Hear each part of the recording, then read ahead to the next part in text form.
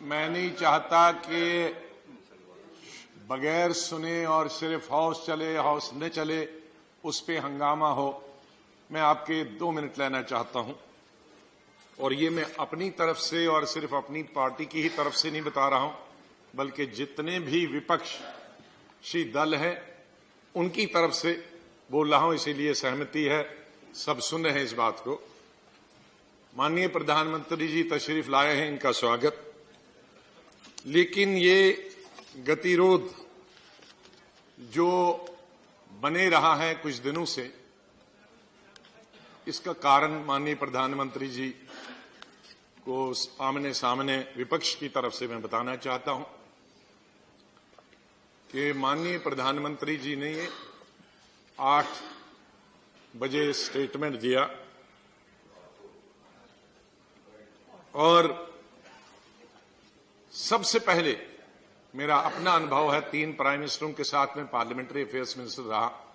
जब भी प्रधानमंत्री ने, किसी भी प्रधानमंत्री, वो अटल जी हों या कांग्रेस के हों या गैर कांग्रेस के हों, जब भी कोई स्टेटमेंट सेशन के दौरान या सेशन के बाहर दिया, जब सेशन नहीं शुरू हुआ, इतने बड़े मैग्नीट्यूड का जिससे पूरा हिंदुस्तान हिल गया, तो प्रधानमंत्री जी हमेशा पहला काम करते हैं कि जब भी सत्र होता है तो उसमें स्टेटमेंट देते हैं, पार्लियामेंट को कॉन्फिडेंस में लेते हैं।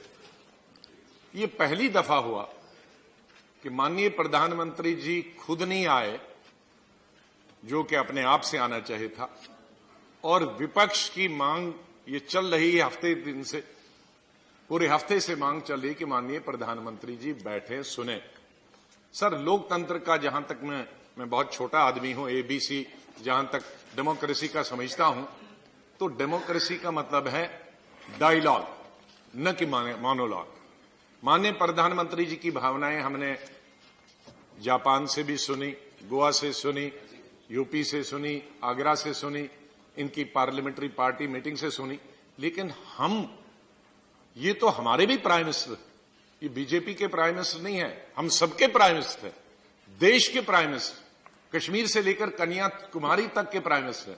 बोलिए। तो हम कब सुनेंगे? मेरी मांग यह है सिंपल, जो भी हिंदुस्तान, हम डिमोनेटाइजेशन के खिलाफ नहीं है, ये क्लियर जाना चाहिए। हम खिलाफ हैं कि लोगों को जो तकलीफें हो रही हैं, आपने बिना तैयारी के की, नोट आपके पास है नहीं, नोट, अब फिर आप हंगामा। अच्छा, गुलाम नबी साहब, विल यू फिनिश? सर, हमें जो लोगों को तकलीफ इस फैसले से, जो बगैर तैयारी के, बगैर प्रिपरेशन के, किसान से लेकर मजदूर से लेकर महिलाओं से लेकर पेशेंट से लेकर हर तकलीफ जो होती है लोगों की, उनकी पीड़ा को ये सब रिप्रेजेंटेटिव्स हैं, पॉलिटिकल पार्टीज जो रिप्रेजेंटेटिव हैं लोगों के, उनकी पीड़ा उठाने का, उनका दुख दर्द कहने का हमें हक है कि नहीं?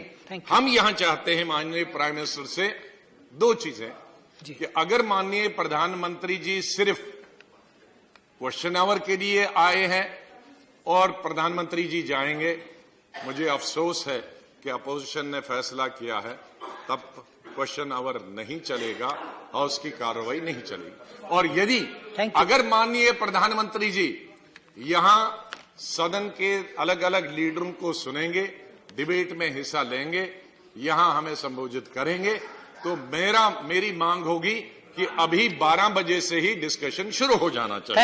थैंक यू, क्योंकि ये हमारी मांग है।